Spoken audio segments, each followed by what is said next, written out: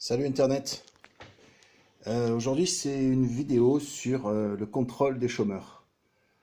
Sur une page là que j'ai trouvée sur Internet qui s'appelle MNCP, Mouvement National des Chômeurs et Précaires. Ma foi, je trouve que le titre est... Enfin, ça peut être intéressant. Donc le contrôle, c'est le chômage qu'il faut combattre, pas les chômeurs. Quelle bonne idée. Alors, ce dont les chômeurs ont besoin, c'est d'accompagnement et d'emploi et pas de menaces ni de sanctions. Ce dont les chômeurs ont besoin, c'est ce qui est écrit, hein, je suis en train de lire là, c'est d'accompagnement. Faux, faux, on n'a pas besoin d'un putain d'accompagnement à la con. Hein, j'ai travaillé pendant 11 ans, moi, et pas une seule fois, c'est un accompagnateur à l'emploi qui m'a aidé à trouver un travail. Hein. Les emplois, ils sont là, s'ils y sont, et un accompagnateur à l'emploi vous trouvera jamais d'emploi, évidemment, parce que s'il vous trouvez des emplois, c'est lui qui se retrouvera au chômage, comme les conseillers de Pôle emploi ou tous ceux qui travaillent à Pôle insertion ou dans n'importe quel centre de formation ou au département où vous voulez, tous ceux qui s'occupent de ceux qui sont sans emploi, ils n'auraient pas de boulot, à la CAF aussi, hein, ils n'auraient pas de boulot, ils sont en CDI ces gens, ils n'auraient pas de boulot euh, si on revenait à un plein emploi. Donc on se rappelle de François Hollande qui disait où serait la logique de les mettre en CDD, comme si le fait qu'ils étaient en CDI avait donné une logique. Hein. Pour me trouver un emploi, il faut absolument que le mec il soit en CDI, tu vois. S'il est en CDD, il n'y a pas de logique.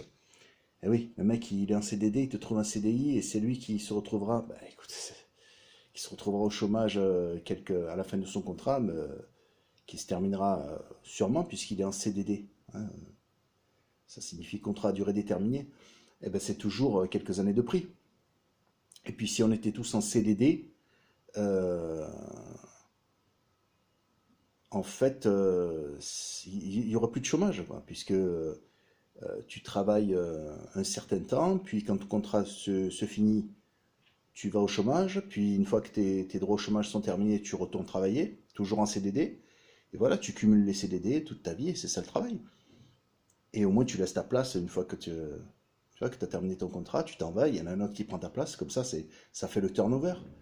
Et apparemment, les mecs de gauche, ils sont pas d'accord avec ça, quoi. Non, il faut le CDI.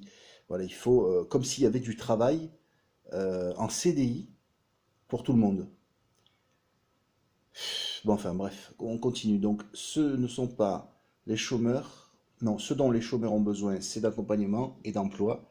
Pas de menaces ni de sanctions. Ouais, mais franchement, on n'a pas besoin de toi pour savoir ça. Ouais, on sait très bien que les menaces et tout, c'est incroyable, quoi. Même les criminels, ils sont pas menacés qu'on leur coupe leur vivre. Ils ont droit à 2 repas chauds par jour, hein, en prison. Et toi, tu es un citoyen, tu commets ni effraction, ni délit, ni crime, et parce que tu refuses de voir leur tronche, là, on te coupe les vies, on te condamne à mort, quoi. C'est une peine de mort. Le, Alors quand tu penses aux gilets jaunes, qui d'après Soral, c'est la classe moyenne en fait, les gilets jaunes, sont les seuls qui ont une capacité à la révolution, en fait tu te dis qu'eux, ils ont vraiment pas de quoi se révolter, quoi. C'est les classes moyennes, quoi. Ils tournent entre 3 000 et 10 000 € par mois. Qu'est-ce que tu veux te révolter de quoi, là? Et soi-disant, ça serait pour nous qu'ils se révoltent? Non, non, vraiment, c'est à hurler de rire, en fait, hein. Ce truc des gilets jaunes. Les vrais gilets jaunes, ça devrait être nous, les demandeurs d'emploi, en fait tous les démunis, les sans-abri, les bénéficiaires d'un RSA qui est en dessous du minimum vital et qu'on nous menace de nous couper si jamais on ne fait pas leur va-et-vient, leur recherche d'emploi inexistant. Il n'y a pas d'emploi, hein. S'il y avait des emplois, il n'y aurait pas de pôle emploi à tous les coins de rue, d'accord? Euh, Donc tous les démunis, les habitants des quartiers défavorisés qui sont victimes de marchands de sommeil ou de trafiquants de drogue, euh, qui d'autre? Les demandeurs d'emploi, les travailleurs, travailleurs pauvres ou travailleurs précaires. Moi, je préfère dire travailleurs pauvres parce que c'est travailleurs pauvres, c'est plus clair, quoi. Et puis après, tous ceux qui sont mécontents pour de vraies raisons, quoi. Et, euh,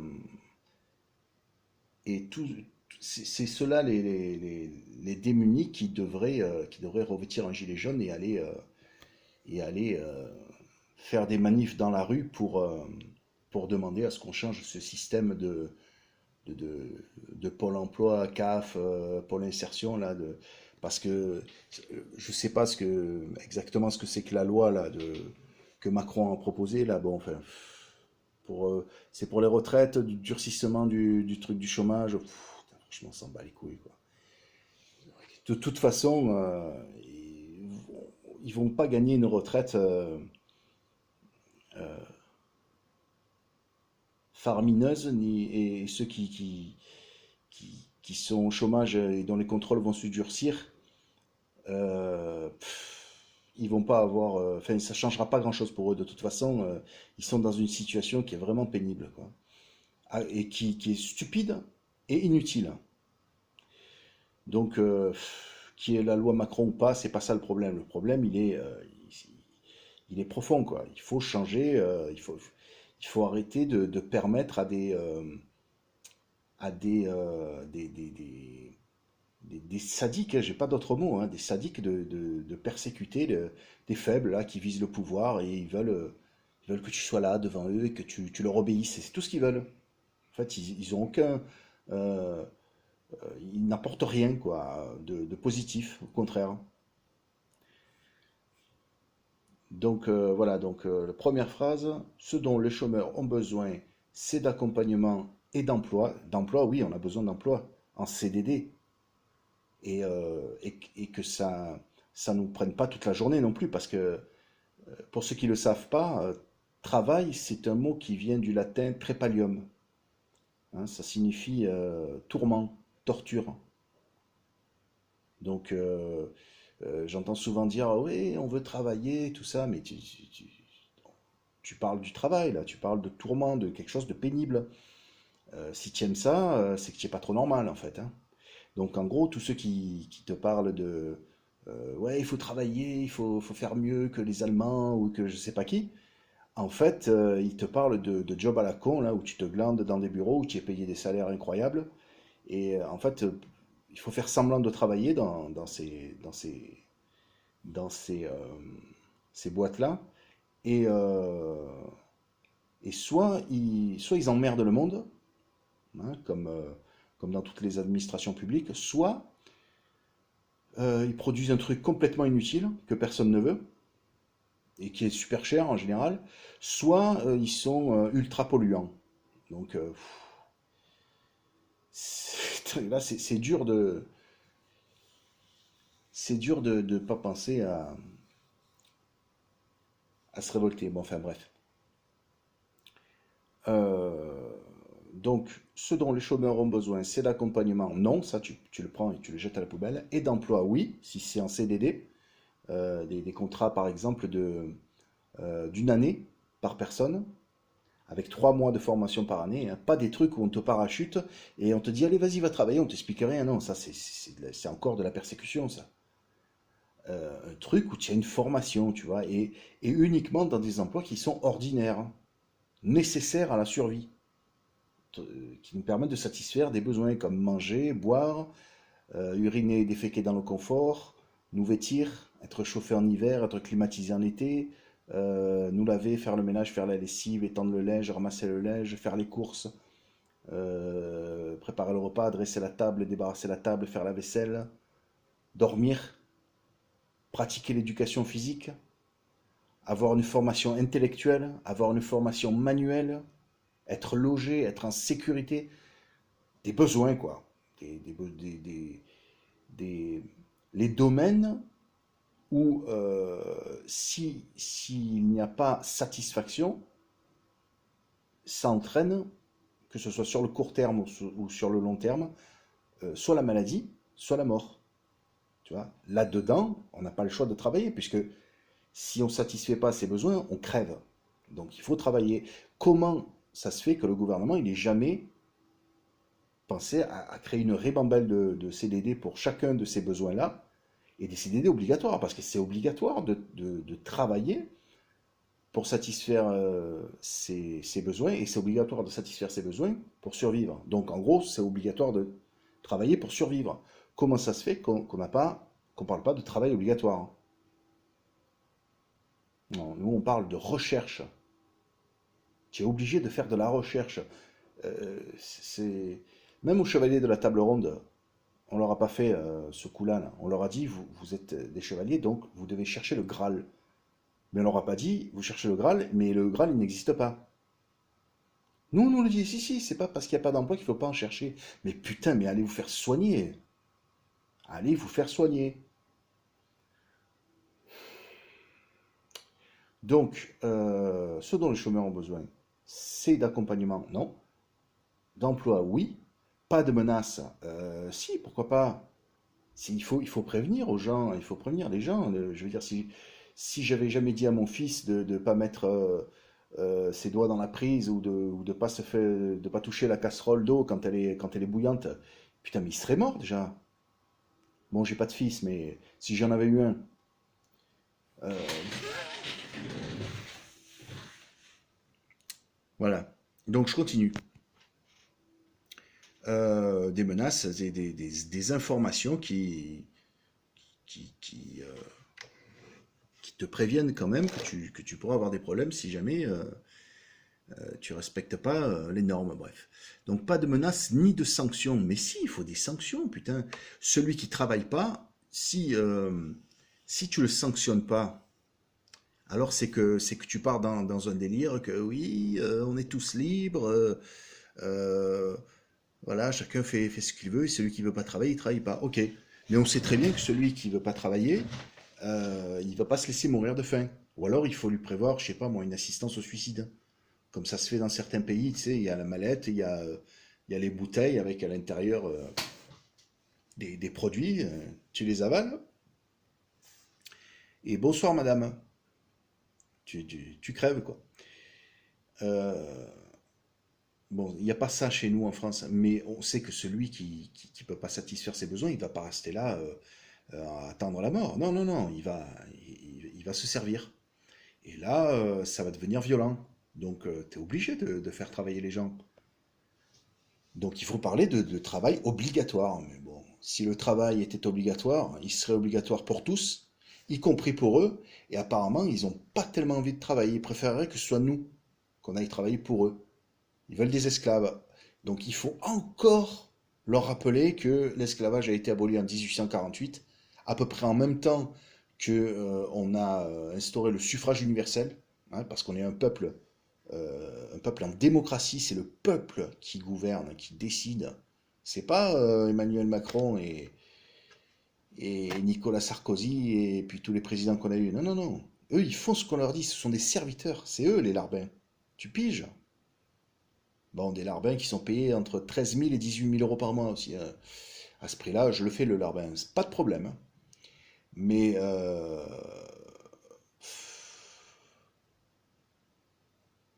après,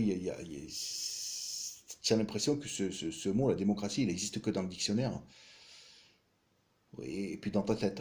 Il existe dans ta tronche à toi, mais après, en dehors, oublie, hein. Bon, enfin, alors, le préambule. Un constat alarmant. Une fois de plus, c'est sans aucune concertation des intéressés et des organisations qui les représentent que l'on s'apprête à prendre des décisions qui n'ont aucun sens. Il y a un grand mépris dans ce pays des corps intermédiaires, associations et syndicats, avec lesquels l'État devrait travailler pour affiner et éclairer ses décisions. Bon, heureusement qu'ils ont précisé qu'ils ont précisé désintéressés, hein. Désintéressés en même temps que des organisations, parce que si tu enlèves le mot intéressé, il reste un grand mépris des corps intermédiaires, c'est-à-dire des associations et des syndicats, et puis après le peuple, on s'en occupe pas, donc si c'est pour en arriver là, franchement, si c'est une fois de plus pour remplacer les tyrans par d'autres tyrans un peu moins tyranniques. Vous pouvez rester chez vous, les syndicats et les associations. Mais bon, là, ils ont précisé désintéressés. Donc, désintéressés, c'est nous. Très bien. Alors, jamais les organisations de chômeurs et précaires, je ne sais pas combien de temps que ça fait que je suis à Pôle emploi, j'ai jamais entendu parler d'organisation de chômeurs. De quoi tu parles? Bon, on va avancer, peut-être que c'est précisé en bas de la page, je sais pas, on verra tout à l'heure. Alors, jamais les organisations, c'est écrit, c'est comme le port salut, c'est écrit dessus. Jamais les organisations. C'est le début de la phrase, merde. Alors, jamais les organisations de chômeurs et précaires n'ont été inscrites. Sa gueule dehors. Jamais les organisations des chômeurs, de chômeurs et de précaires n'ont été inscrites dans l'agenda des concertations. L'agenda des concertations. Et pourtant, la nouvelle loi qui se profile les concerne au premier chef. Ah, le projet consisterait, entre autres, à renforcer les contrôles et radiations pour absence de recherche active d'emploi. C'est le contraire de ce qu'il faut faire. Voici pourquoi. Ensuite, ils expliquent pourquoi. Alors, attends, cette phrase-là, on s'en bat les couilles, en fait. Hein. Le problème, c'est pas la loi Macron. On n'en a rien à cirer qu'il a fait une loi qui dit ouais, on va vous prendre un petit peu plus de la retraite et on va renforcer un petit peu les.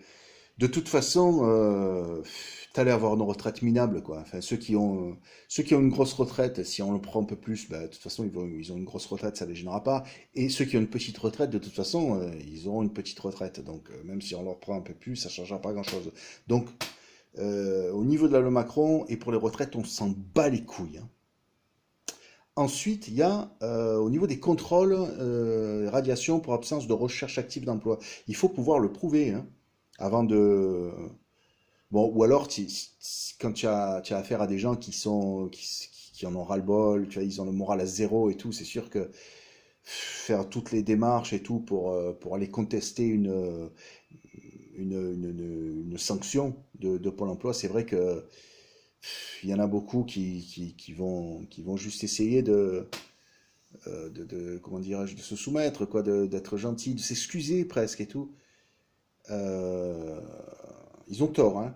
Ils ont tort, hein, parce que la procédure existe, elle n'est pas si compliquée que ça, en fait. Il y a juste quelques mails à envoyer, bon. Mais voilà, quoi. Si jamais on vous coupe vos minima sociaux, vous allez sur Internet et vous regardez à sanctions et suspension RSA. Vous regardez toutes les pages, vous allez en trouver une qui vous indique la procédure, ce qu'il faut faire. Et, euh, et si vous êtes prêt à ça, vous serez plus fort. Ouais. Bon, enfin bref. Donc il faut pouvoir le prouver. Et en fait, les durcissements, en fait, ça change pas grand-chose parce que le fait de sanctionner et de radier, ça existait déjà avant. Donc les sanctions pour les chômeurs, c'est-à-dire que ceux qui restent au chômage, quand ils sont en fin de contrat et qui restent au chômage, ce sont des vilains. C'est des pas beaux et des vilains et ils doivent être punis. Donc on leur a raccourci le temps de, de droit au chômage et on leur a allongé le temps de travail. Donc ils doivent travailler plus et pour avoir moins longtemps droit au chômage quand... voilà, c'est le durcissement des chômeurs. Bon. Mais ils étaient déjà dans une situation où, euh, à part le gouvernement Jospin de 1995 à 2007, non, je dis n'importe quoi. Non, c'était en quelle année? Non, de 1995 à 2000. Bon, à part ce gouvernement Jospin, là, sous le mandat de Jacques Chirac, qui avait créé des emplois dans la police et dans l'éducation nationale, et les motocrottes, à part ce quinquennat-là, je me souviens pas qu'il y ait eu des créations d'emplois dignes de ce nom, tu vois. Là, c'était clair, quoi, les emplois jeunes. Vous avez entre 18 et 25 ans, vous avez le bac, allez, on vous embauche. Vous venez, hop, on vous prend. C'est parti. Voilà, ça c'est clair, c'est net, c'est précis, c'est efficace. Bon, ça m'embête de défendre un mec de gauche, mais là je suis obligé de dire qu'il avait raison, quoi. D'ailleurs, j'avais voté pour lui. Lionel. Bref. Euh, Quoi d'autre? Ouais, donc le gouvernement Jospin, là, il avait prouvé que quand il le veut, le gouvernement sait créer des emplois. Et on pourrait créer des emplois pour chaque catégorie d'âge. Pour les 25-30 ans, les 30-35, les 35-40, les 40-45 ans, les... qu'est-ce que j'ai dit? 40-45 ans, 45-50, 50-55. C'est dur à dire cette connerie-là. 55-60, 60-65, et voire même 65-68, s'il y en a qui veulent travailler longtemps. Parce qu'il y en a qui veulent travailler. Je regardais l'autre jour euh, une émission, je sais plus quelle chaîne c'était, sur les gagnants du loto. Enfin, les gagnants de la loterie, quoi. Des fois, c'était l'euro million et tout. Il y en a qui ont gagné suffisamment pour vivre comme des coqs en pâte jusqu'à la fin de leur jour. Et ils continuent de bosser pour 1200 ou 1300 euros par mois. Parce que voilà, ça leur... je sais pas pourquoi. Moi, si j'avais le choix entre travailler et ne pas travailler, c'est clair que je choisis de ne pas travailler. Je dirais travailler. Ou alors travailler dans le fait d'apprendre des choses, ouais, ça ouais, mais dans le fait de, je sais pas moi, de faire mon ménage, là, tous les jours, je regarde par terre, j'ai putain, il faudrait que je fasse le ménage et tout, mais j'ai pas envie, quoi, j'ai pas envie, merde. Eh ben, il y en a que non. Il y en a que s'ils gagnent au loto, ils continuent d'aller bosser et tout. Grand bien leur face. C'est un proverbe, ça, hein. La seule excuse au travail, c'est l'ennui. Bon, après, il y a aussi la satisfaction des besoins, ok, mais vraiment, on n'a pas, on n'a pas à avoir un système qui nous fait chier, là, qui nous fait peur, qui nous met en panique. On nous fait régresser, quoi. Bref. Alors, je sais plus si je me suis perdu en route là. Donc, on va regarder le pourquoi donc. Alors, le projet consisterait entre autres à renforcer les contrôles, les radiations pour absence de recherche d'employés. C'est le contraire de ce qu'il faut faire. Voici pourquoi. La confusion des genres. Alors ça, c'est un autre truc, tu vois, la confusion des genres, c'est un truc que tu sais pas ce que c'est que toi. Hein? Voilà. Donc c'est la confusion des genres. C'est un blabla qui te raconte que avant 2008, il y avait un organisme chargé de l'indemnisation et qui s'appelait Unédic Acédic. Moi j'ai connu ça. Un organisme chargé de la récolte des offres et de l'accompagnement vers l'emploi, qui s'appelait ANPE, l'Agence nationale pour l'emploi. Hein, soit dit en passant, c'est une, une administration publique qui a été créée sous le mandat de Valéry Giscard d'Estaing.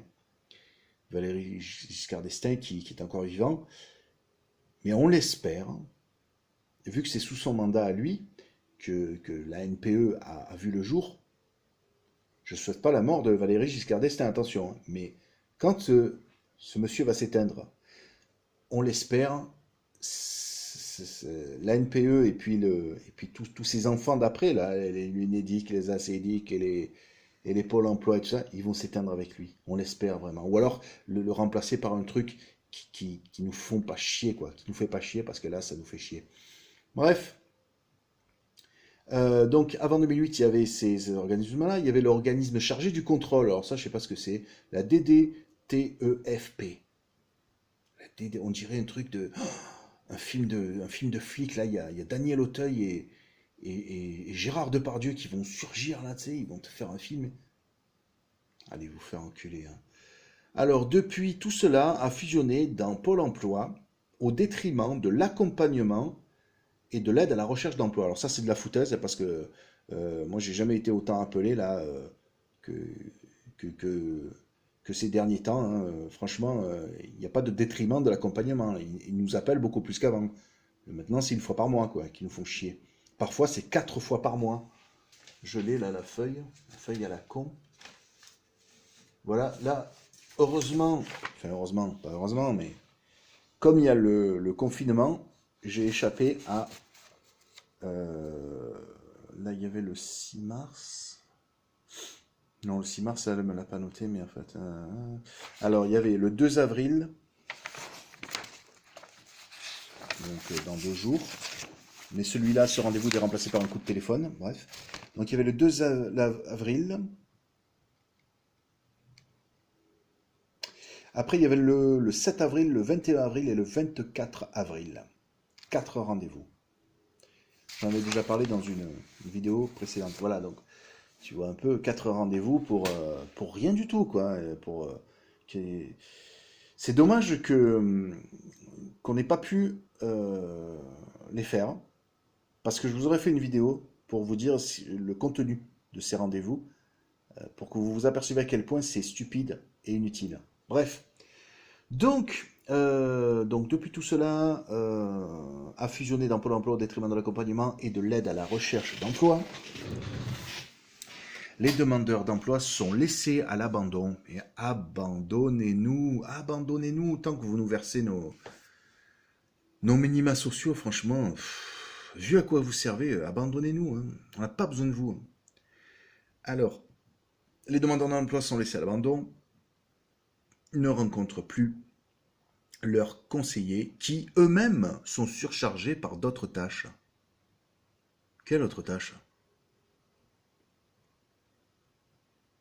T'as rien d'autre à foutre que de t'occuper de ceux qui n'ont pas d'emploi.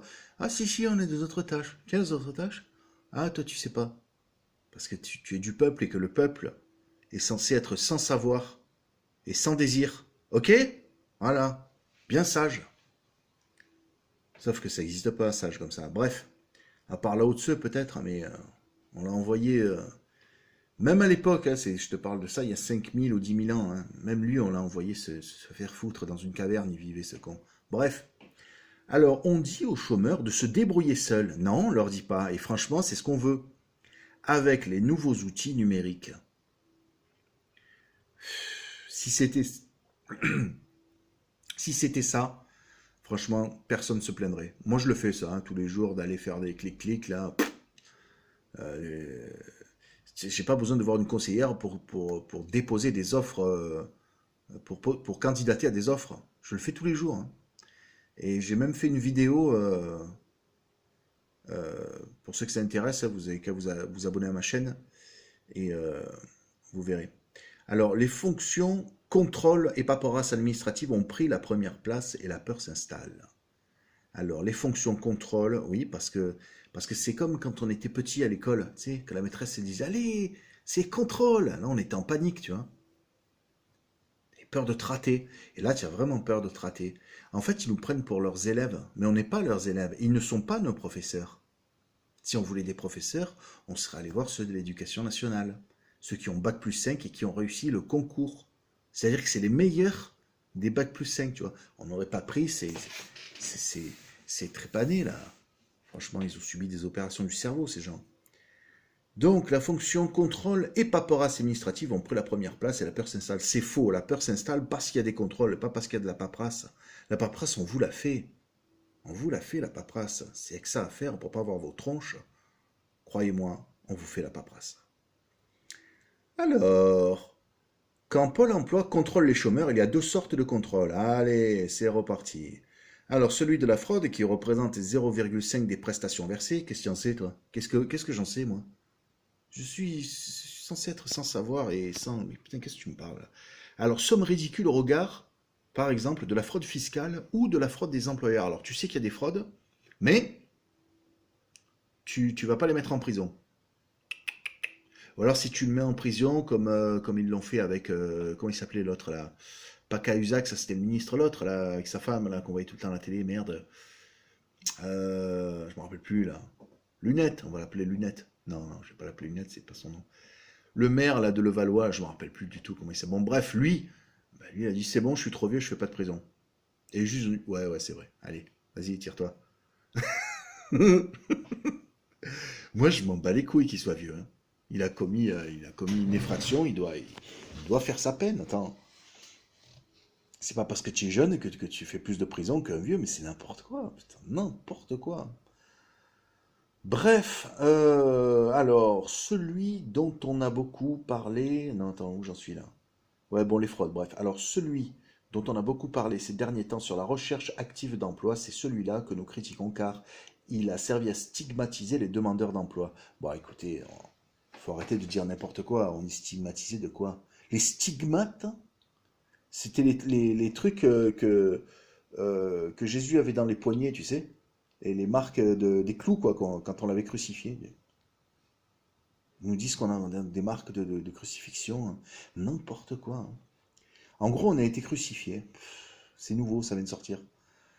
Donc, voilà, nous critiquons celui-là parce qu'il stigmatise les demandeurs d'emploi.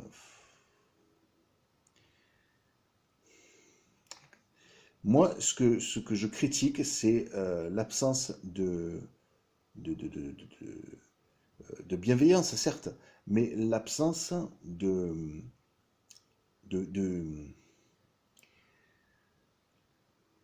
d'efficacité, quoi. Ils sont à côté de la plaque, quoi. Ils veulent quoi? Ils veulent nous faire travailler. Alors, il faut parler de travail obligatoire. Tu vois, si le travail est obligatoire, tu nous appelles. On vient, on travaille, on satisfait un besoin, et puis quand on a fini, on rentre à la maison, on a pris un peu de pognon au passage, et voilà. Mais là, c'est pas ça qu'on nous demande. On nous demande d'aller dans des bureaux, de nous asseoir et de nous faire emmerder. Comme si on était des mauvais élèves et qu'on allait en heure de retenue, tu sais, en heure de colle. Mais merde! Il y en a marre! En plus, on peut pas les tuer. Pas parce que c'est. T'imagines si tu te retrouves devant un juge, et le juge te dit alors, monsieur, vous avez tué là, parce qu'elle vous donnait des heures de colle? Oui, oui, j'en suis fier, monsieur le juge.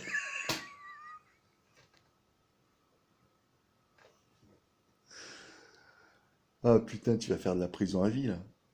Tu peux pas les tuer, tu peux rien faire. Tu peux juste fermer ta gueule et subir et attendre que, je sais pas, attendre que Benoît il soit élu. Benoît Hamon, qu'est-ce que tu fous, mec? Allez, va travailler, feignant. Non, je rigole, monsieur le président. Alors, alors. Quoi d'autre? Ouais, ben ouais, ouais, bon, alors bref. En assimilant le manque de recherche active d'emploi à la fraude, alors que ça n'a rien à voir, en faisant croire qu'il s'agit de repérer et de remobiliser les découragés de la recherche, mais allez vous faire enculer avec la recherche, putain. J'ai pas que ça à foutre de rechercher un emploi, merde. Alors du contrôle au lieu d'un meilleur accompagnement, allez vous faire foutre avec l'accompagnement, putain, arrêtez de dire n'importe quoi.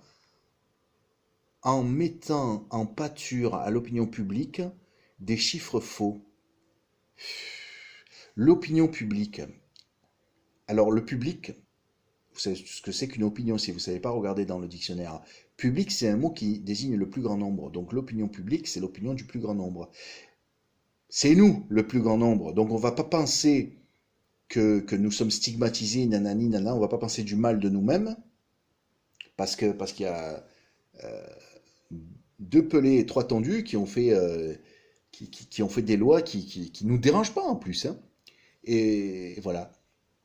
Voilà, donc je répète, ceux qui ont des grosses retraites, ils s'en battent les couilles qu'on leur prenne un peu plus de rond, puisqu'ils ont des grosses retraites. Ceux qui ont des petites retraites, bah, ils s'en battent les couilles aussi, parce que de toute façon, ils ont des petites retraites. Et pour la situation des demandeurs d'emploi, ça change pas grand-chose. Mais eux, ils veulent te dire que, ouais, la stigmatisation, on t'a crucifié, là, on dirait Igor d'Osgore, tu sais, dans le film Brise de Nice. Ils sont passés collector, sans déconner. Bref. Bon, allez, on continue. En mettant en pâture l'opinion, nanani. Alors, 14% de radiés, comment tu le sais? Suite à un contrôle, mais seulement 34% des contrôles sont issus d'un échantillon aléatoire. Quoi? Tout le reste est issu de signalements d'agents ou de requêtes ciblées. J'ai rien compris, je m'en bats les couilles. Qu'est-ce que ça veut dire ça? Attends. 14% de radiés suite à un contrôle. Ok, alors ils se sont fait contrôler. Et là, il y a un Gugus qui a dit, toi, tu fais pas assez de recherche satisfaisante. Allez, dégage. Et ils lui ont coupé ses minima sociaux. Et ensuite, on te dit que seulement 34% des contrôles sont issus d'un échantillon aléatoire. Putain, qu'est-ce que ça veut dire, bordel? Un échantillon aléatoire? Mais un échantillon de quoi, espèce de... Oh, sa mère la pute, celui qui a écrit ça. Non, j'aurais pas dû dire ça, mais franchement... Bon, tout le reste est issu de signalements d'agents ou de requêtes ciblées. Alors, il y a des agents qui t'ont pas contrôlé, mais qui te signalent. Ils s'en battent les couilles, allez hop. Normalement, en droit français, ça s'appelle un accusé sans preuve, ça, tu vois. Normalement, tu peux pas être en droit français, il faut prouver, tu vois. Mais eux, ils s'en battent les couilles du droit français, parce qu'ils sont pas français. Ils n'ont pas été contrôlés, en tout cas. Donc, soit c'est des gens comme ça qui te signalent sans t'avoir contrôlé, soit c'est des requêtes ciblées. Requêtes ciblées, mais des requêtes de qui? Ah bah, tu imagines ce que tu veux. Quand en haut, tu vois, il y en a qui te disent, voilà, il faut tant que de, de gens qui soient écartés de, du système Pôle emploi, tout ça, pour réduire le chômage et pour que on vienne dire à la télé, voilà, le chômage a encore été réduit et tout. Ça me fait penser à ce que disait le flic là dans l'émission, dans le documentaire Police à bout de souffle ou Flic à bout de souffle, je sais plus comment ça s'appelait, mais enfin bref. Il y avait un flic qui parlait avec, il avait un masque et il était flouté et sa voix a été changée. Je déconne. Non, il était juste flouté, d'accord? Et moi aussi, je me serais flouté si j'étais à sa place, hein, mais je suis pas à sa place. Bref. Euh,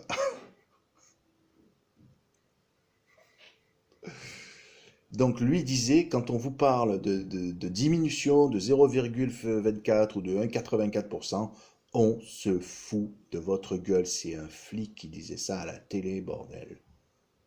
Si c'était 50%, il disait, de réduction, là on pourrait parler d'efficacité, mais 1%, tout ça, on se fout de votre gueule. Donc quand il y a des mange-merdes qui font des, comment ça s'appelle, des requêtes ciblées, et qu'on leur obéit, hein, eh bien on est complice de... On est un nazi en fait. Un néo-nazi ou un ancien nazi, je sais pas. Euh, ils sont risibles. Leur cruauté est risible. C'est ça qui est terrible avec la cruauté, c'est que ça fait rire. Bref, alors. Et rappelons que près de la moitié de ces radiés n'étaient même pas indemnisés et ne gênaient personne. Ça, c'est pas possible. Pourquoi tu serais inscrit à Pôle emploi si tu ne demandes ni le chômage ni le RSA? C'est des conneries, ça. Le souci est donc uniquement statistique. Il va te faire enculer, putain. Alors, combien de chômeurs indemnisés? Indemnisation, assurance chômage, ARE. ARE comme les bébés. ARE, bref. Plus indemnisé État, ASS, on arrive péniblement à 51%. Putain, ça veut dire quoi ce charabia? Avec la montée du nombre de chômeurs de longue durée, ce taux baisse d'année en année. Bon, quel chômeur serait assez imbécile pour refuser une offre raisonnable d'emploi quand ils sont des milliers à répondre à des offres déraisonnables, du genre plus de 30 km à ses frais pour une heure de travail, 1h30 de travail? Il faut arrêter de vouloir toujours placer le chômeur devant cette injonction de trouver du travail là où il n'en existe pas. C'est comme l'envoyer cueillir des fraises en plein hiver. C'est vouloir le culpabiliser parce que nous refusons de prendre nos propres responsabilités. Il faut bien trouver un coupable. Non, c'est pas à cause de prise de responsabilité. Qu'est-ce que ça a à voir? Ça a à voir avec le fait que voilà, tu as des gens qui veulent pas travailler, mais ils veulent avoir 3 000 ou 5 000 euros par mois, tu vois. Et pour avoir un truc comme ça, ben, il faut être dans une administration ou une institution française, tu vois. Voilà, c'est avec ça que ça a à voir. Alors, quand la peur s'installe, le projet de loi veut renforcer ses contrôles sur la recherche active d'emploi et sur l'offre raisonnable d'emploi, heureux, augmentation du nombre de contrôles par diminution du nombre de conseillers à batterie faible. D'accord. Tiens, je pourrais pas le rebrancher ici? Si, je peux.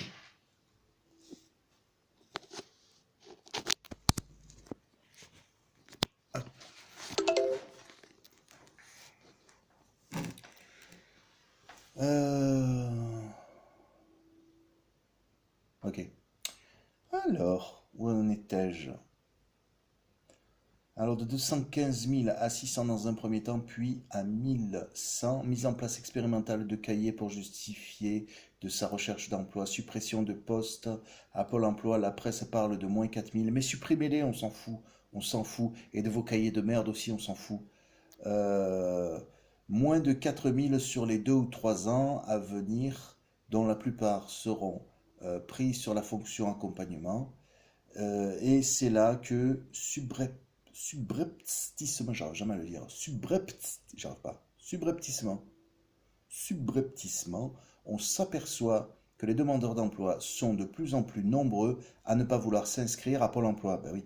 Trop de pression, de stress, de difficultés administratives. Oui, nous sommes déstabilisés. Le A, quoi sert Pôle emploi? Ah oui, le A, quoi sert Pôle emploi? Revient de plus en plus dans la bouche des chômeurs. Ouais. Et est-ce le but recherché, à ton avis, du coup? En tout cas, c'est dangereux et cela va à l'encontre du service public de l'emploi de qualité que nous défendons. Non, non, toi tu défends pas un truc de qualité, toi tu défends, toi tu veux donner le beau rôle en fait. Tu veux dire, ah oui, oui, on est d'accord avec les chômeurs, vous allez voir, on va s'en occuper comme à chaque fois. Voilà, vous voulez vous révolter, on s'en occupe. On fait les gilets jaunes, c'est les classes moyennes qui vont dans la rue. Voilà, c'est eux qui s'en occupent. Et là c'est encore vous qui vous s'en occupez. Voilà. On n'est jamais mieux servi que par soi-même, hein. Ça, c'est un truc que le peuple devrait apprendre dès l'école maternelle. Bref, avant de me demander de prouver que je cherche bien du travail, faites-moi la preuve que ce travail existe. Jean-Luc. Ouais, ouais, tout à fait. Donc, en gros, euh, si, euh, si on va par là, et il faut aller par là, Pôle emploi pourrait tout à fait devenir Pôle emploi recrutement. D'accord? Un petit peu, imaginez ça.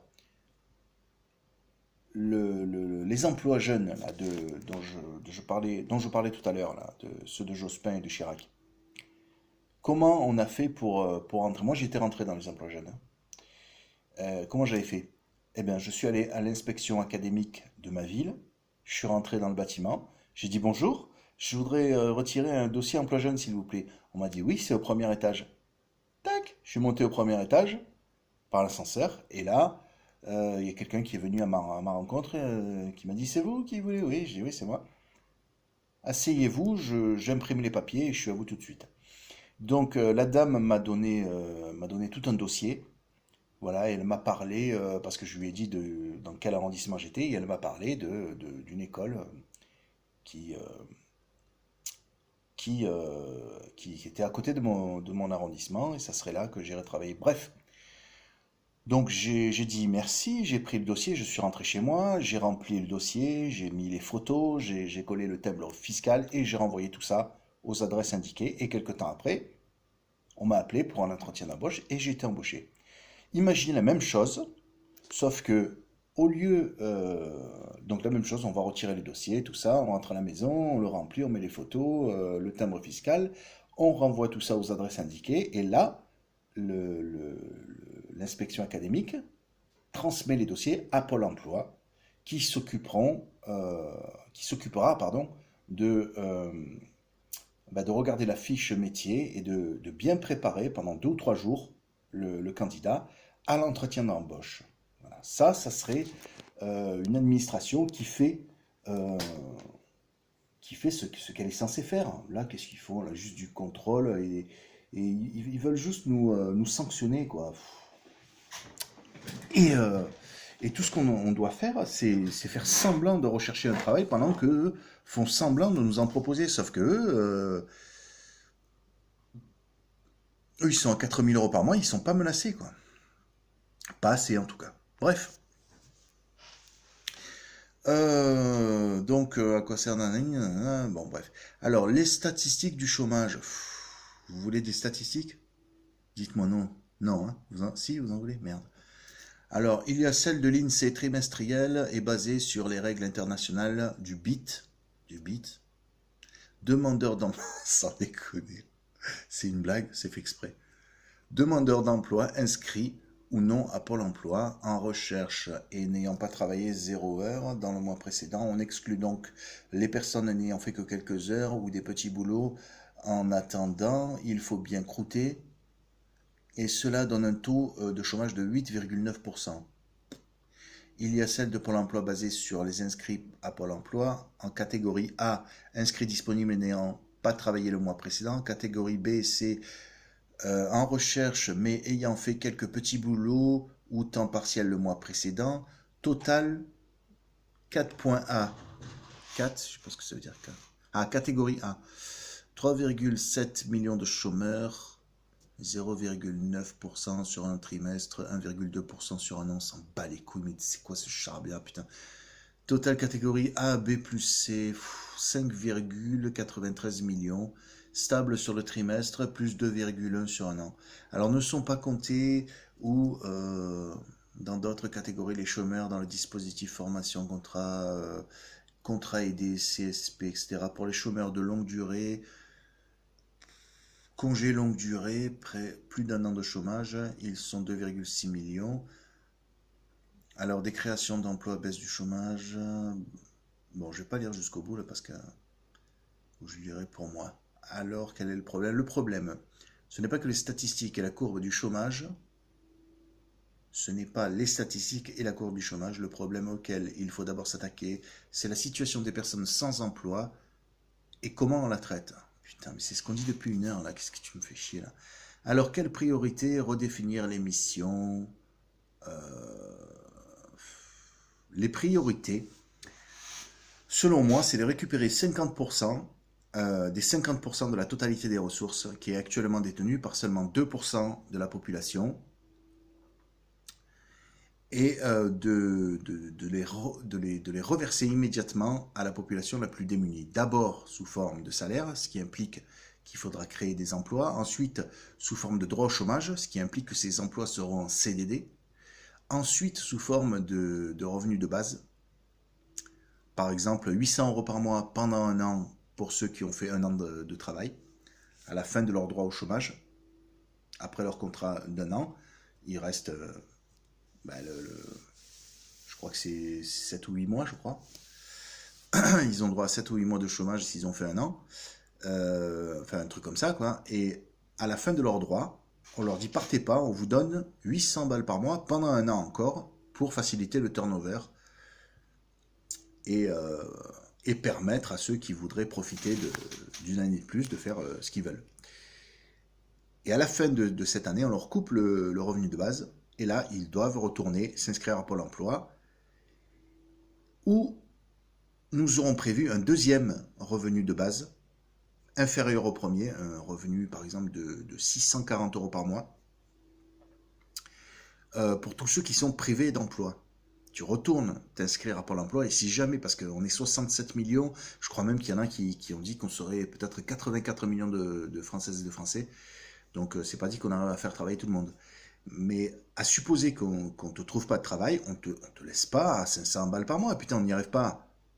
640 euros par mois, c'est vraiment pas un gros effort. Et voilà, 640 euros par mois pour ceux qui sont privés d'emploi. Et bien sûr, si on vous trouve un emploi et que vous ne venez pas, alors là, on vous donne un RSA, on vous coupe comment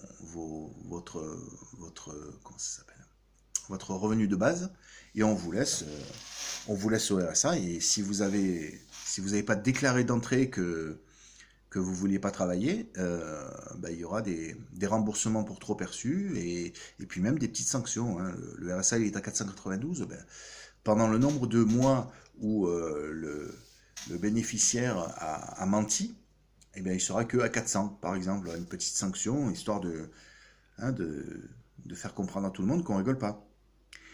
Ensuite, on prévoit un troisième revenu de base supérieur au second, mais toujours inférieur au premier. Par exemple, un revenu de base de 740 euros par mois ou 720 euros par mois pour tous ceux qui ont fait 10 années de travail précaire et qui voudraient s'arrêter. On leur dit voilà, si vous avez 10 ans, parce que il est possible que si chaque citoyen faisait 10 années de travail, ça suffirait amplement à assurer l'économie du pays et la sûreté et la prospérité et le maintien de la paix et tout ce que vous voulez, quoi. Simplement avec 10 ans de travail par personne. Donc on prévoit un revenu de base de 740 euros par mois, sans condition pour tous ceux qui ont fait 10 années de travail et qui voudraient s'arrêter. Et ben, je crois que j'ai à peu près tout dit là. Faut préciser que si on respecte les libertés individuelles, c'est-à-dire que si on demande aux gens, si on permet aux gens de ne pas travailler et de leur verser quand même un, un RSA, un revenu de solidarité active, parce que d'un point de vue économique, si ça se trouve, c'est ridicule de couper les minima sociaux de- d'un individu, quoi. Un individu, même si tu lui donnes peu, il va remettre immédiatement dans la société ce que tu lui as donné pour pouvoir manger et se laver, tout ça. Et voilà, il fait travailler l'épicier du coin, il fait travailler plein de gens, hein, avec, donc voilà, c'est d'un point de vue économique, c'est bizarre quand même de couper les minima sociaux. C'est surtout quand tu penses que voilà, les criminels, on les laisse pas, on les laisse pas crever de faim. Donc, enfin, c'est bizarre, très très bizarre. Et donc voilà, pour histoire de bien faire comprendre à tout le monde, on pourrait envisager un revenu de base, ouais, de disons de 383,66 € par mois pour tout le monde, histoire que chacun n'ait pas peur ne soit pas en panique, quoi, parce que si on veut créer une société confortable, hein, comme le disait Sadhguru, si vous connaissez pas Sadhguru, regardez ses vidéos là. Sadhguru, S-A-D, Guru, c'est un Indien, et, euh, et il explique mieux que moi, hein. Il passe plus de temps aussi. Euh, il explique que comment ça peut dégénérer quand tu crées pas une société confortable. Si on n'est pas bien dans la société, ça fait des, comme la caisse d'épargne, ça fait des petits, tu vois. Et sauf que là, c'est pas pour une profusion de biens, c'est au contraire pour je sais plus comment dire là, enfin, le fait de créer une société confortable, c'est ce qui va permettre la continuité des choses, quoi, et nous éviter ce qu'on appelle le pire, hein, c'est-à-dire la guerre. Donc voilà, cette vidéo se termine.